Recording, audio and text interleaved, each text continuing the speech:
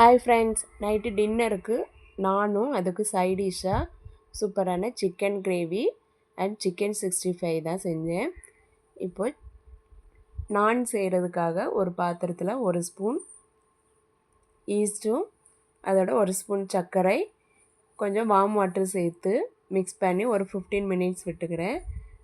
இப்போது ஒரு பாத்திரத்தில் 1/2 கிலோ மைதா மாவு, தேவையான அளவு உப்பு, மிக்ஸ் பண்ணி வச்சுருக்கிற ஈஸ்ட்டையும் சேர்த்து நல்லா மிக்ஸ் பண்ணி பிசைஞ்சு எடுத்துக்கிறேன். இதை அப்படியே ஒரு 2 ஹவர்ஸ் மூடி வச்சுருந்தேன். 2 ஹவர்ஸ் கழித்து பார்த்தா நல்லா மாவு டபுள் ஆகி சூப்பராக இருக்கும்.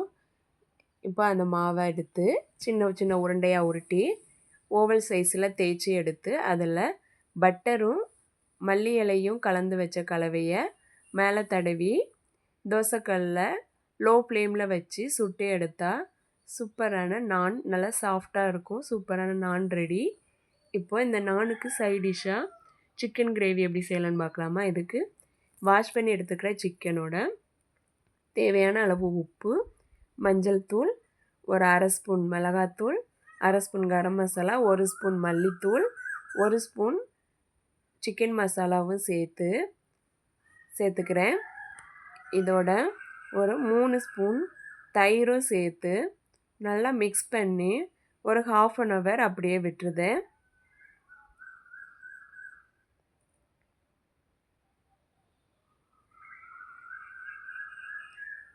இப்போது ஒரு மிக்ஸி ஜாரில் ஒரு 3 வெங்காயத்தை கட் பண்ணி சேர்த்துக்கிறேன்.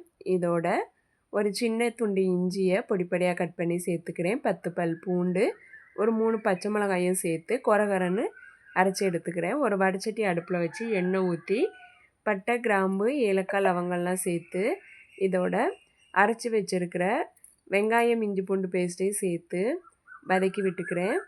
இது நல்லா வதங்கினதும் இதோட 3 தக்காளியை அரைச்சி எடுத்து வச்சுருக்கிறேன். அதையும் சேர்த்து மிக்ஸ் பண்ணி விட்டு நல்லா தக்காளி வதங்கினதும் இதோட மேரினேஷன் பண்ணி வச்சுருக்கிற சிக்கனை சேர்த்து மிக்ஸ் பண்ணி விட்டு லோ ஃப்ளேமில் வச்சு ஒரு 10 மினிட்ஸ் வேக விடுறேன்.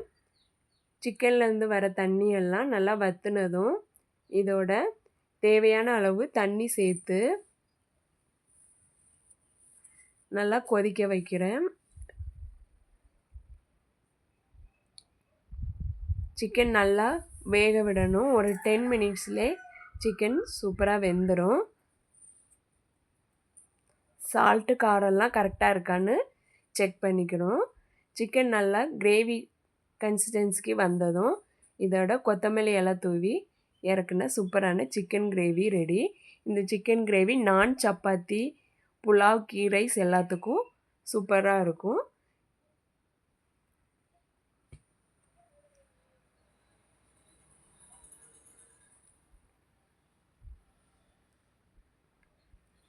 சிக்கன் 65 செய்கிறதுக்காக சிக்கன் மசாலா சேர்த்து மேரினேஷன் பண்ணி வச்சுருந்த சிக்கனில் 2 லெக் பீஸ் மட்டும் எடுத்து ஸ்கூல் விட்டு வந்த என் பசங்களுக்காக ஃப்ரை பண்ணி கொடுத்தேன். ஃப்ரை பண்ண லெக் பீஸோட கொஞ்சமாக மயனஸ் வச்சு கொடுத்தா பசங்க விரும்பி சாப்பிட்டாங்க.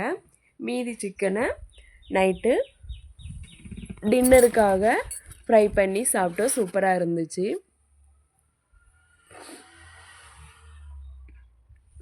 சிக்கன் ஃப்ரை பண்ணும்போது நல்லா ஹை ஃப்ளேமில் வச்சு பொரித்து எடுக்கணும். இந்த மாதிரி நீங்களும் ட்ரை பண்ணி பாருங்கள்.